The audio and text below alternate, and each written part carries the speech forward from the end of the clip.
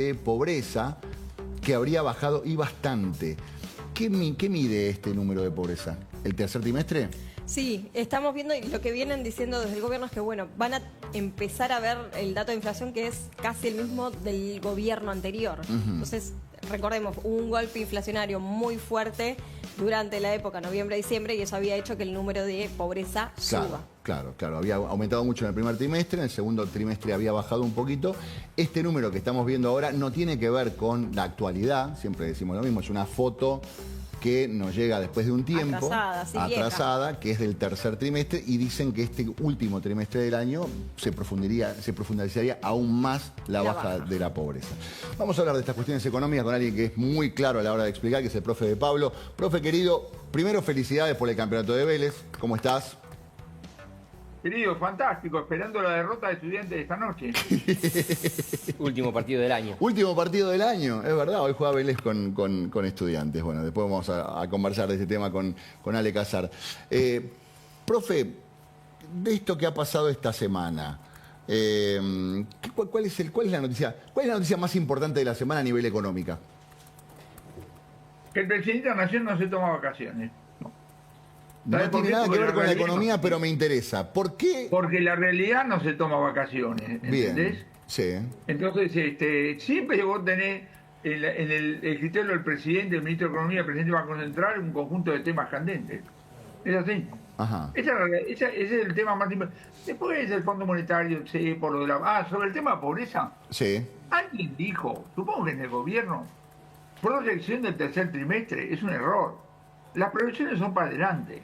Lo que hemos visto es una estimación del tercer trimestre, que no la hizo el INDEC, y probablemente el INDEC hoy debería estar trabajando en estimaciones trimestrales de la pobreza, pero fue importante porque aquellos que en el sector privado se dedican a esos temas convalidaron, como aproximadamente, esta caída que no sorprendió desde el punto de vista de la dirección, sí probablemente la intensidad. 55% del primer trimestre, 51, 39, vaya si no es una caída. Claro.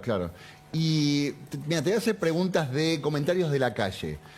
A ver, si las cosas no están, si las cosas siguen aumentando, si vemos un montón de gente que todavía la pasa mal, si hay gente que no llega a fin de mes, si a los jubilados le están cobrando los medicamentos que antes no le cobraban, ¿cómo es que bajó la pobreza? Algunas de esas cosas que estás diciendo son cuanto menos exageraciones.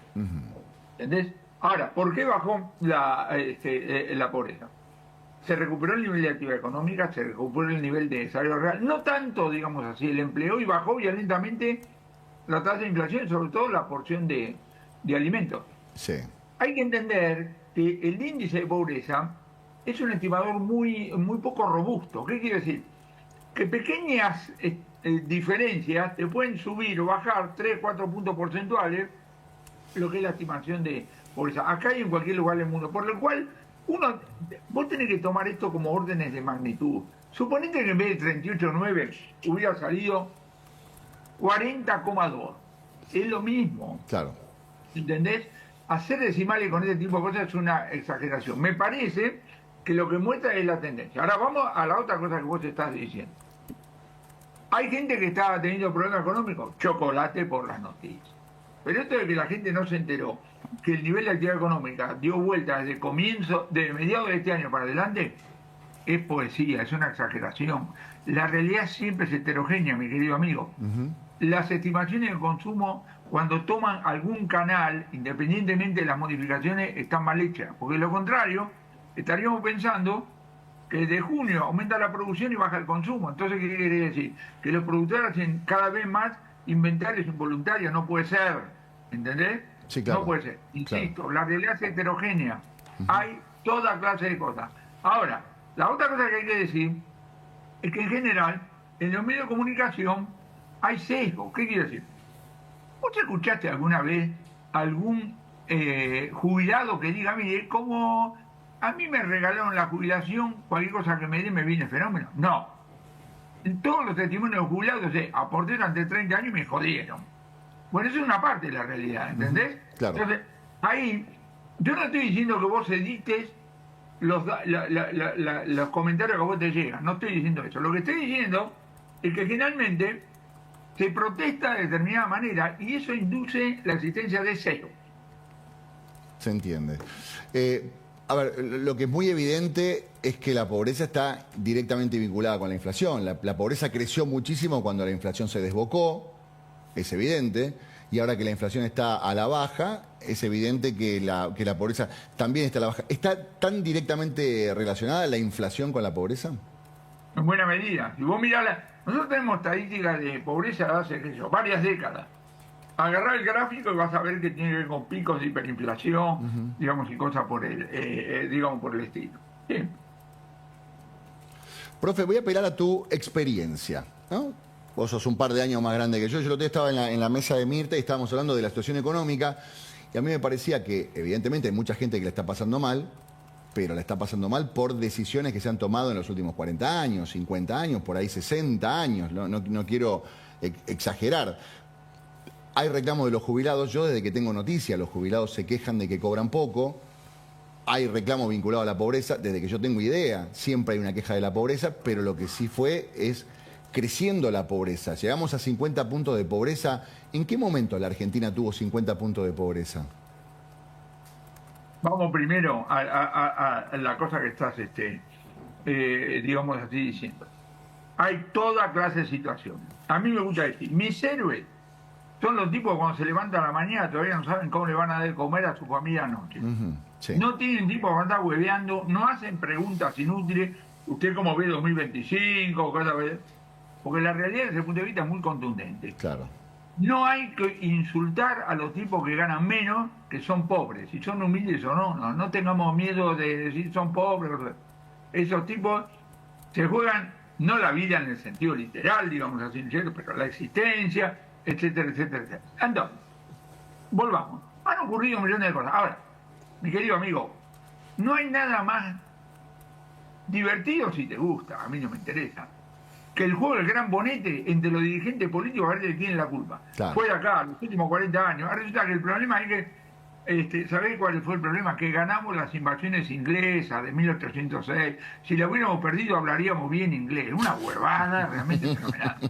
Estábamos tan tranquilos acá y vino Pedro de Mendoza a jodernos. Claro. Bueno, podemos... Todo, ¿entendés? Todo. Sí. Si vos te querés divertir con tus amigos, con tus parientes, hay tipo horas, no sirve para entender.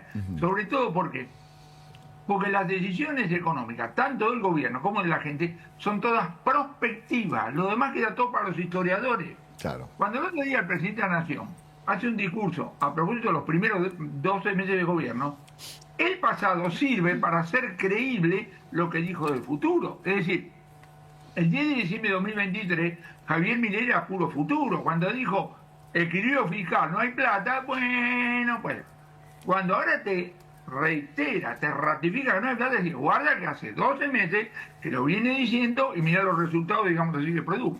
Mejor que tome decisiones en base a la continuación de no hay plata, independientemente del hecho que el año que viene hay elecciones de medio término, que en la experiencia argentina dicen son importantes. Son importantes. Acuérdate, De la Rúa la pierde y Ceballos lo rajan. Alberto Fernández la pierde, se queda y es Pato Rengo. Es verdad. Profe, hubo muchos anuncios con respecto a qué iba a pasar este año. Hay muchos que dicen, bueno, dijo esto, pensamos que exageraba, lo consiguió. Dijo esto, por ahí no llegó a lo que había prometido, pero lo hizo. Dijo que iba a dolarizar, no dolarizó. Dijo que iba a cerrar el Banco Central, no lo cerró. Pero ¿qué está diciendo con respecto al año que viene? ¿Qué va a pasar en el 2020? ¿Qué va a intentar hacer? No, ¿qué va a pasar? ¿Qué va a intentar hacer el gobierno en el 2025? Ya sabemos qué es lo que dijo que iba a hacer en el 24 y qué consiguió.